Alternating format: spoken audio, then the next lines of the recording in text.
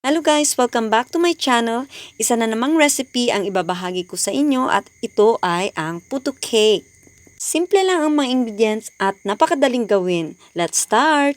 Mag-sift tayo ng 1½ cup ng cake flour at 1 teaspoon ng baking powder bago gamitin.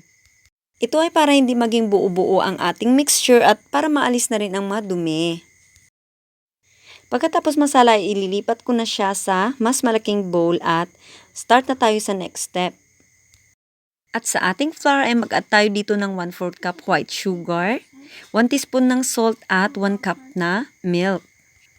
1 cup muna na milk ang gagamitin natin at pwede tayong magdagdag ng liquid in case na kulang pa.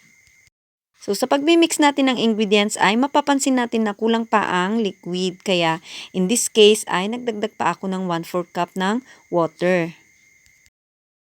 So ituloy lang natin ang pagmimix hanggang sa maging smooth ang consistency ng ating batter. Ang puto cake ay isang chiffon cake din, kaya lang ang pagkakaiba ay wala siyang fats at ini-steam. Healthier option siya kumpara sa matatamis at rich in oils na mga cakes. So set aside muna natin ang ating butter. Sa isang bowl ay i-beat natin ang 6 pieces na egg whites at nasa sa inyo kung lalagyan nyo ng 1 teaspoon ng cream of tartar at sa aking case ay lemon ang aking nilagay. Pag naging fruity na ang ating egg whites ay lagay na natin dito ang 1/2 cup na white sugar by installment. Ituloy lang natin ang pag-beat at paglagay ng ating sugar hanggang sa may lagay nating lahat. Sa pagbibit ay pwede nating i-tilt ang ating bowl para sa ganun mapabilis natin ang paglusaw ng ating sugar. So from time to time ay pwede nating i-check ang consistency ng ating meringue. At tuloy-tuloy lang ang pagbibit hanggang sa ma-reach natin yung tinatawag nilang stiff peak stage. So pag pointed na ang meringue sa dulo ng ating beater, it means to say okay na siya at pwede na tayong mag-proceed sa next step. So i-combine na natin ang ating meringue sa ating butter. So mag-add muna tayo sa ating butter ng kunting meringue. Ang purpose nito ay para malighten natin ang butter before natuluyan natin silang mapaghalo. Sa ganitong paraan ay maiwasan natin ang pag-deflate ng ating mixture.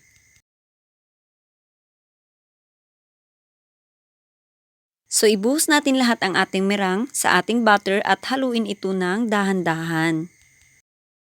Kung paano natin hinahalo ang ating chiffon cake ay ganun din ang gagawin natin dito sa puto cake mixture. So i-fold lang natin ang ating meringue hanggang sa magpantay na ang kulay. So iwasan natin ang pag-overmix.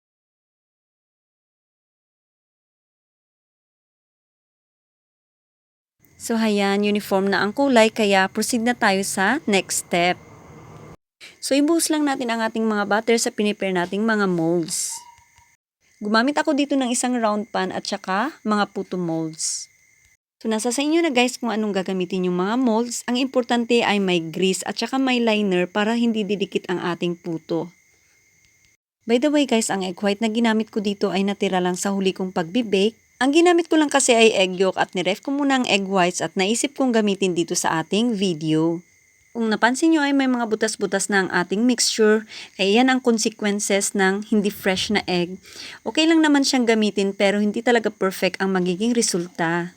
Pag fresh na egg ang gagamitin natin, same procedure, same process ay magiging perfect ang resulta ng ating puto cake. By the time na magsasalang na kayo ng puto cakes ay dapat nakapagpakulo na kayo ng tubig sa steamer at pag isa lang na natin ito ay dapat sa mahinang apoy lang natin lulutuin para iwas tigas yung ating puto cakes. Yes guys, hindi dapat malakas ang apoy kasi ito ay nagre-resulta ng matigas na puto cakes. So as you can see, lumubog ang cheese ng ating puto cake. So yan ang naging resulta ng pag-stack ko ng egg white sa ref. Humina yung protein strand ng egg kaya hindi niya makayanan yung bigat ng cheese. Don't worry guys, as long as fresh eggs ang gagamitin nyo at tamang procedure ang ifa-follow nyo ay magiging maganda ang resulta ng inyong puto cakes. Despite of that ay soft and fluffy pa rin naman ang ating puto cakes at nilagyan ko yan ng cheese sa ibabaw para naman maging attractive. Sa pagbe-bake, tandaan na kahit gaano natin alam ang isang bagay ay may mga factors pa rin tayo na hindi makontrol. Sana nakatulong ang video na to at I hope na may natutunan kayo. If you like my video, please like and subscribe to my channel and click that notification bell for more upcoming videos. Till next time, bye-bye!